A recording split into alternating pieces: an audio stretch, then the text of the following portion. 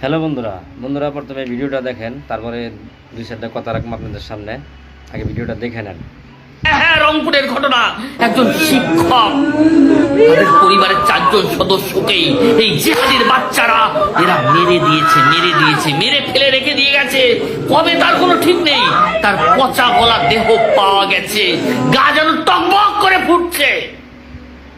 আমি আমাদের ভারত সরকারকে রিকোয়েস্ট করব, বাংলাদেশে যত হিন্দু আছে তাদের ভারতবর্ষে নিয়ে আসুন।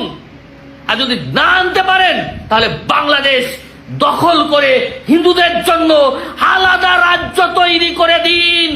বন্ধুরা দেখলেন এই অন্ধভক্তের বক্তব্যগুলো শুনলেন। অন্ধভক্তকে মানে আমি দুইটা কড়া জবাব দেব।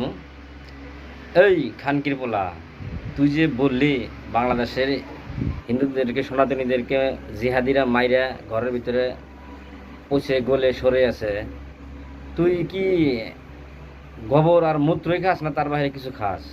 হ্যাঁ, হোয়াটসঅ্যাপ ইউনিভার্সিটিতে পাইছাস আর মানে বগর আরম্ভ করে দিছাস। হ্যাঁ, রিসেন্টলি যেটা বাংলাদেশের রংপুর ডিস্ট্রিক্টে যেটা ঘটনা হয়েছে, একই পরিবার 4 জনকে হত্যা করছে। যারা হত্যা হয়েছে তারাও সনাতনী, আর যারা মারছে তারাও সনাতনী। যে দুদিন মারছে সেই দুদিন এবাকর। হ্যাঁ, যাদেরকে হত্যা করছে ওদেরকে বিল্ডিংয়ের ছাদের উপরে যারা এবা শোষণ করতেছিল, হ্যাঁ, তে মালিক ঘরের মালিক যা দেখে তাদের সামনে মানে তর্ক বিতর্ক হয়, ওর বাদে মানে তাকে মেরে ফেলে। একে একে এরকম করতে করতে 4 জনকে মেরে ফেলে। হ্যাঁ, যে 2জন হত্যা করছে সেই 2জন, একজন নাম হলো সিদ্ধার্থ দাস, একজন নাম হলো মৃত দাস। হ্যাঁ, এখানে শোনা নাই। হ্যাঁ, বলে দিল হ্যাঁ বাংলাদেশের সনাতনীকে জিহাদিরা হত্যা করলো, বাংলাদেশকে ইন্ডিয়ার সাথে সামিল করো, নাহলে বাংলাদেশের হিন্দুদেরকে সব ইন্ডিয়ার নিয়ে এসো। গোবর ভক্ত কিছু অল্প না বুঝতো, ডিমাকে রাখিস, ডিমাকটা একদম না সবসময় গোবর আর মূত্র দেয় জাম করে রাখিস না, ভালো জিনিস কিছু খাস। হ্যাঁ, আর কিছু অল্প বুঝতো ফ্যাক্ট চেক করিস, তথ্যের উপর কথা কইস।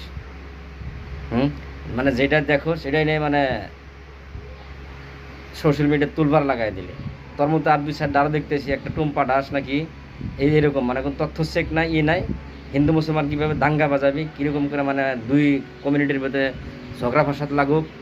হ্যাঁ, তোদের মানে ওইখান থেকে 2 টাকা ইনকাম হোক, তখন যেটা এজেন্ডা, তখন এজেন্ডা কোনদিন কামিয়াব হবো না রে।